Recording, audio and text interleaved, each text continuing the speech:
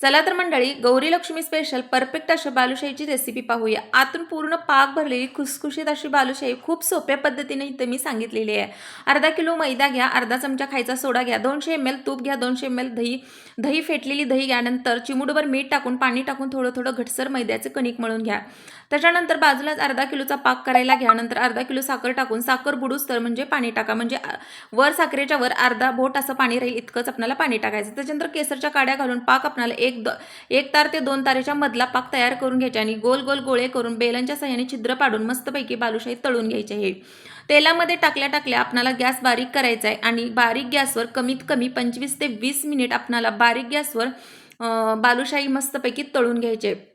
जेवढे वेळ तुम्ही बालुशाही वाढूळ गॅसवर तळचाल तेवढी बालुशाही आतून कुरकुरीत आणि क्रंची सुद्धा होते.